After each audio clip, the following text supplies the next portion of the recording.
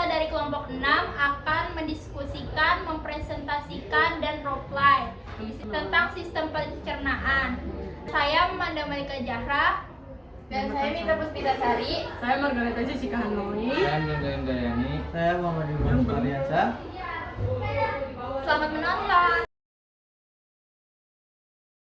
Baik teman-teman, sekarang kita akan berdiskusi satu sama lain ya. Oke, jadi gimana ini skenario-nya? Skenario-nya itu Tuan R, seorang pria berusia 45 tahun, datang ke gawat darurat dengan keluhan nyeri hebat di daerah epidastium yang menjalar ke punggung. Nyeri ini sudah berlangsung selama beberapa jam dan disertai dengan mual, muntah, dan demam ringan. Tuan R mengaku sering mengkonsumsi makanan pedas dan berlemak, serta memiliki riwayat merokok dan konsumsi alkohol. Gangguan sistem apa pencernaannya yang paling mungkin terjadi? Gangguan sistem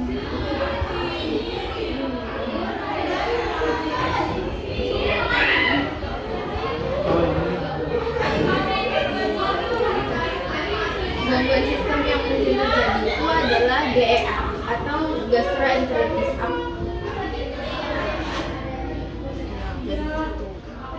Faktor resikonya kan pola hidup yang buruk seperti konsumsi alkohol, merokok, dan suka mengkonsumsi makanan pedas. Ya.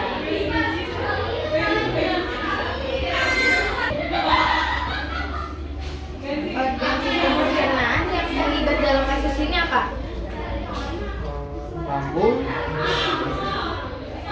Lambung, usus halus, usus besar, dan pankreas.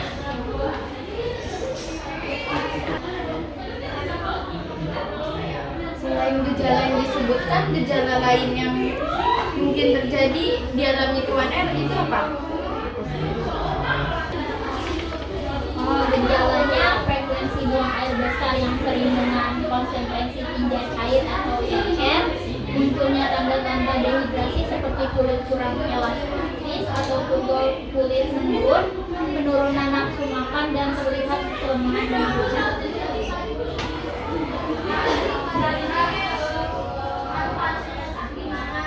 Nah, tes apa yang harus digunakan untuk memastikan diagnosis ini?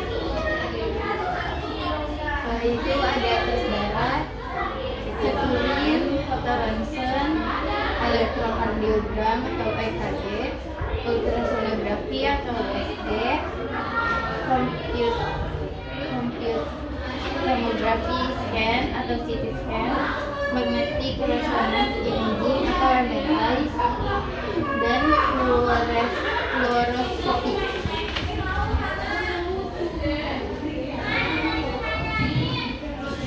Untuk pendekatan secara komprehensif itu tadi adanya apa? Komprehensif.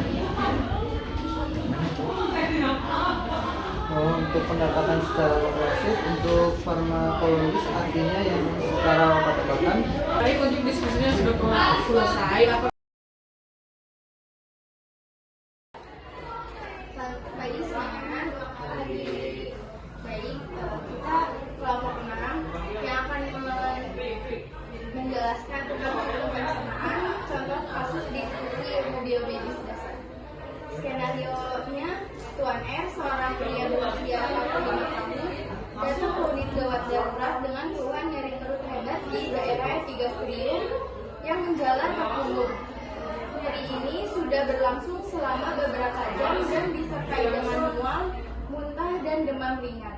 Tuan R mengaku sering mengkonsumsi makanan pedas dan berlemak serta memiliki riwayat merokok dan konsumsi alkohol.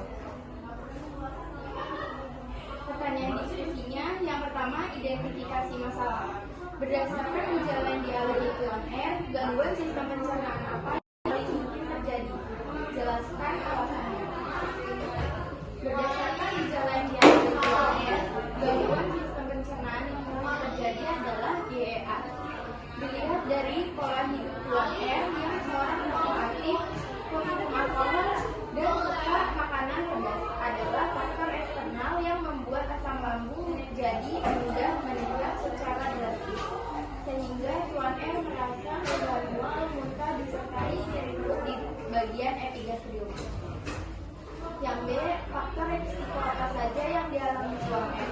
yang dapat berkontribusi pada gangguan tersebut? Jawabannya, pola hidup yang buruk seperti konsumsi alkohol, merokok, dan pola konsumsi makanan pedas. Yang kedua, anatomi dan fisiologi. Bagian A, jelaskan organ-organ sistem pencernaan yang terlibat dalam kasus ini. Organ-organ sistem pencernaan yang terlibat adalah lambung, usus halus, usus besar, dan pankreas. Yang B, bagaimana proses fisiologi normal pencernaan terganggu pada kondisi yang dialami Tuan R. Proses fisiologi yang terjadi di saluran pencernaan meliputi digesti, yaitu memasukkan makanan ke dalam saluran cerna, misalnya makan dan minum. Propulsi, yaitu mencampur makanan dan memindahkan sari makanan ke dalam saluran cerna. Digesti atau mencerna, yaitu terdiri atas penghancuran makanan secara mekanis, misalnya mengunyah, dan pencernaan makanan secara kimiawi oleh enzim. Absorpsi, yaitu proses penyerapan makanan yang dicerna ke dalam dinding organ saluran cerna.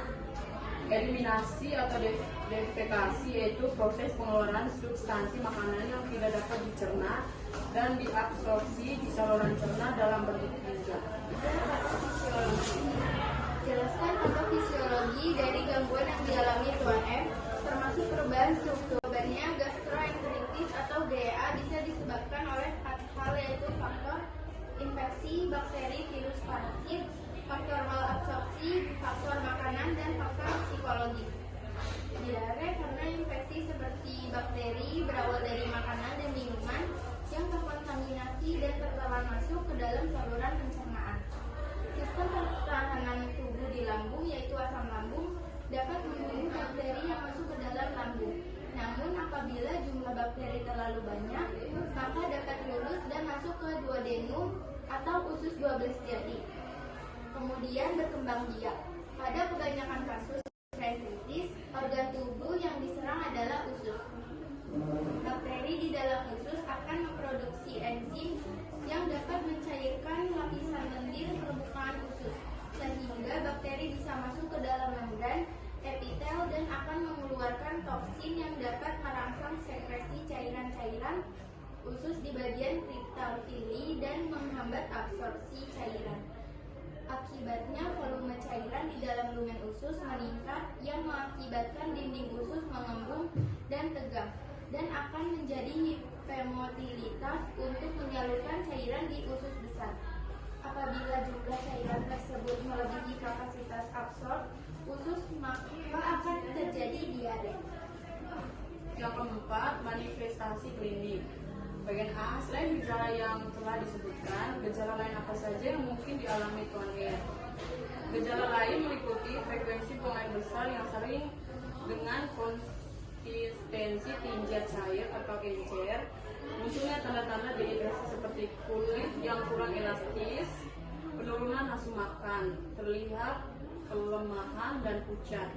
Yang B, bagaimana cara membedakan gangguan ini dengan gangguan sistem pencernaan lainnya yang mungkin memiliki gejala serupa, dengan menyamakan semua gejala yang dirasakan oleh Tuan R. Yang kelima, penata laksanaan. Bagian A, pemeriksaan diagnostik apa saja mungkin diperlukan untuk memastikan diagnosa. Beberapa jenis diagnostik yang umum dilakukan untuk mendiagnosa penyakit. Yang pertama, tes darah, yang kedua tes urin, yang ketiga fotogen, yang keempat elektrokardiogram atau EKG, yang kelima ultrasonografi atau USG, yang keenam komputer tomografi atau CT scan, yang ketujuh magnetic resonance atau resonance image atau MRI, yang kedelapan fluoroskopi. Yang bagian B, diskusikan pendekatan penata laksanaan yang komprehensif untuk Tuan R, termasuk terapi farmakologis, non farmakologis, dan pembedahan jika diperlukan. Untuk pendekatan secara komprehensif, untuk farmakologis artinya yang secara obat-obatan. Kita sebagai perawat berkolaborasi dengan dokter pemberian obat yang baru untuk Tuan R yang menderita dicurigai suspek gastroenteritis akut atau GE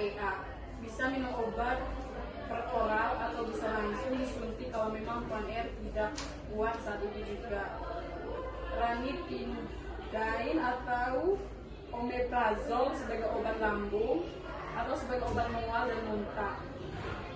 Ondansetron atau domperidon tergantung implementasi atau delegasi dari dokternya seperti apa. Karena wewenang dokter, kita sebagai perawat hanya melaksanakan delegasi yang diperintah oleh dokter. Misalnya dari mengeluarkan sesuai resep dari dokter, kita sebagai perawat mampu menjelaskan kepada pasien kepada obat fungsinya apa, nama obatnya apa, dan cara minumnya bagaimana. Secara non-farmakologis artinya di luar obat-obatan. Kita sebagai perawat mengedukasi Tuan R diagnosanya mengarah lambung. Karena Tuan R punya riwayat makan makanan pedas, minum minuman beralkohol, merokok, dan sama dengan keluhan Tuan R. Otomatis untuk menjaga fungsi lambung Tuan R agar tetap bagus untuk makan makanan pedas.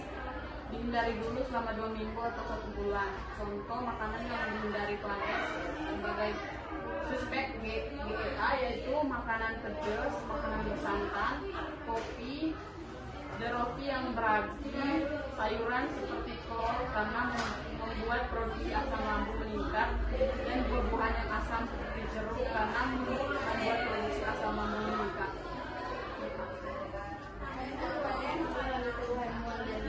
Berarti kita mengedukasi dan menggunakan sedikit tapi sering. Misal tadinya Tuan R makan 3 kali sehari karena Tuan R mengalami keluhan mual dan muntah. Konsumsi Tuan R 6 kali sehari dalam porsi kecil.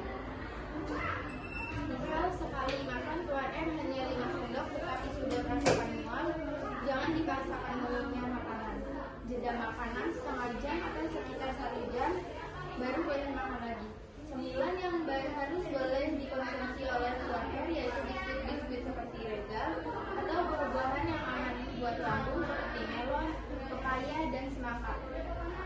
Jadi Tuan dan tekstur makanan diubah. Bertahap dari yang lembut seperti bubur, lalu naik ke sedikit keras seperti nasi yang agak sedikit lembut, baru tahap terakhir naik ke yang keras seperti nasi biasa.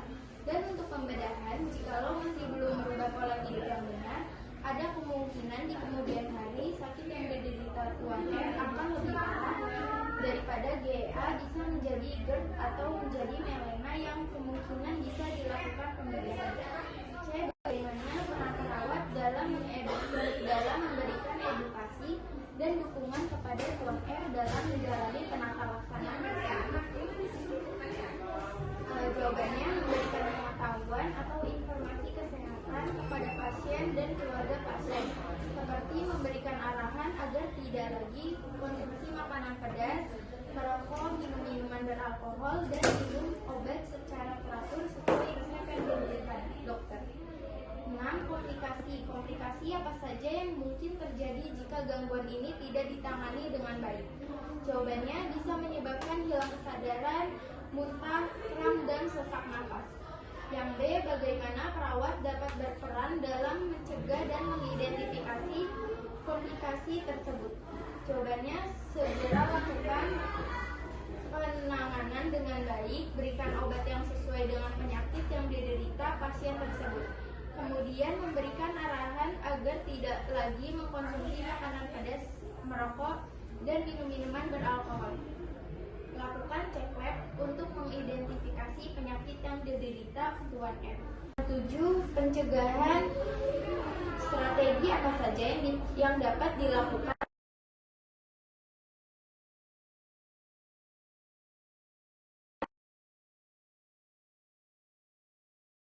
Jawabannya, pola makan yang sehat.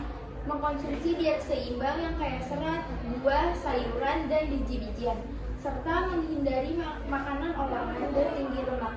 Yang kedua, hidrasi yang cukup, memastikan asupan air yang cukup, dan membantu proses pencernaan dan mencegah konstipasi. Yang ketiga, aktivitas fisik, melakukan olahraga secara teratur, dan membantu meningkatkan fungsi pencernaan dan menjaga berat badan yang sehat.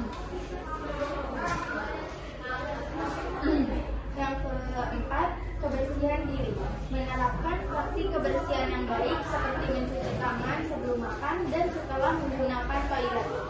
Yang keenam, pemeriksaan kesehatan rutin.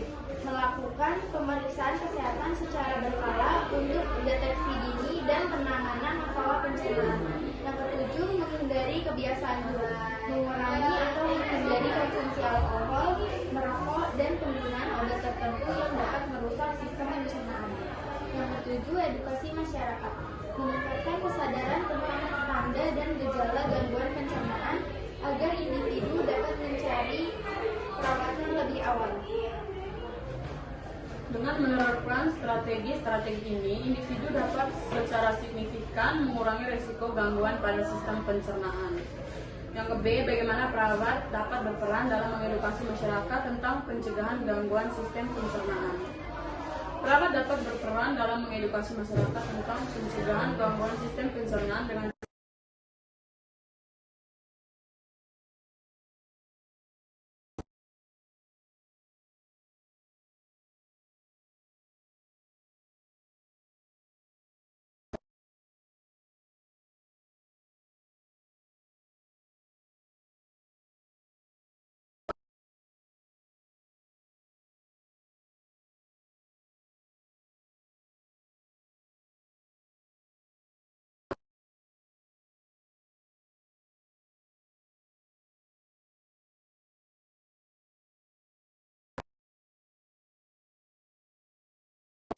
makanan olahan. Yang ketiga, pemberian materi edukasi. Menyediakan brosur atau poster yang menjelaskan tanda-tanda awal gangguan pencernaan dan langkah-langkah pencegahan. Yang keempat, pengajaran praktis. Mengajarkan teknik memasak sehat dan cara membaca, membantu masyarakat membuat pilihan yang lebih baik. Yang kelima, kolaborasi dengan lembaga lain. Bekerja sama dengan sekolah, puskesmas, atau organisasi.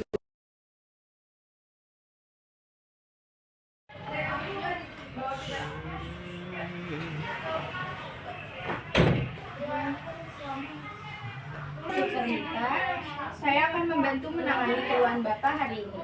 Bisa Bapak ceritakan sedikit tentang apa yang Bapak rasakan? Siang suster, perut saya sakit di bagian sini. Rasa sakitnya juga menjalar ke punggung. Saya juga merasa mual dan sedikit demam. Baik Pak, hari ini sudah berlangsung sejak kapan? Apakah ada sesuatu yang mungkin memicunya seperti makanan tertentu? Sudah sekitar 6 jam. Suster, mungkin karena saya makan sangat pedas dan berlemak kali malam. Saya paham Pak, apakah Bapak pernah mengalami keluhan serupa sebelumnya? Pernah, tapi tidak separah ini, sus. Baik Pak, apakah Bapak memiliki riwayat penyakit seperti mah, batu empedu, atau pankreatitis? Tidak tahu pasti, sus. Bagaimana dengan kebiasaan Bapak sehari-hari Pak? Apakah Bapak merokok atau mengonsumsi alkohol? Ya, saya memang merokok dan kadang-kadang minum alkohol. Terima kasih atas informasinya Pak. Saya akan melakukan pemeriksaan awal seperti mengukur tekanan darah, suhu, denyut nadi, dan memeriksa kulit Bapak. Setelah itu dokter akan melakukan pemeriksaan lanjutan untuk mengetahui penyebab keluhan ini. Baik, sus. Bapak Denda, terima kasih sudah memberikan informasi tadi. Sekarang saya ingin memberikan beberapa penjelasan dan saran agar Bapak bisa lebih memahami kondisi Bapak dan mencegah hal ini terjadi lagi di masa depan. Oke, baik, suster. Keluhan nyeri perut seperti yang Bapak alami, terutama di daerah atas perut dan menjalar ke punggung, bisa terkait dengan beberapa hal, seperti gangguan pada pankreas, lambung, atau empedu. Makanan pedas dan berlemak yang sering Bapak konsumsi dapat memicu produksi asam lambung yang berlebihan dan memicu peradangan, seperti pankreatitis atau masalah pada empedu. Oh, jadi makanan saya salah ya, sus? Bukan salah Pak, tapi kebiasaan tersebut bisa meningkatkan risiko gangguan pencernaan. Selain itu, merokok dan mengkonsumsi alkohol juga memperparah kondisi seluruh pencernaan, termasuk pankreas. Kombinasi ini membuat saluran pencernaan bekerja lebih keras dan akhirnya memicu gejala seperti nyeri, mual, muntah, dan demam yang Bapak rasakan sekarang. Jadi saya harus berhenti semuanya ya? Sebisa mungkin Pak, kalau langsung berhenti total secara sulit, bisa dilakukan secara bertahap. Misalnya, mulai mengurangi makanan pedas dan berlemak, berhenti merokok sedikit demi sedikit, dan menghindari alkohol. Hal ini akan sangat membantu kesehatan Bapak secara keseluruhan, terutama untuk mencegah keluhan ini kambuh lagi. Apa ada makanan tertentu yang harus saya makan? Bapak sebaiknya lebih banyak mengkonsumsi makanan sehat seperti makanan rendah lemak, seperti sayur-sayuran, buah-buahan, ikan, atau ayam tanpa kulit. Hindari makanan berminyak, pedas, atau terlalu asam. Perbanyak minum air putih untuk menjaga tubuh tetap terhidrasi. Baik, saya akan mencobanya, Sus. Bagus Pak, selain itu jika Bapak merasakan gejala seperti ini lagi, jangan tunda untuk memeriksakan diri ke dokter. Lebih cepat ditangani, lebih baik hasilnya. Baik, Sus, terima kasih atas penjelasannya.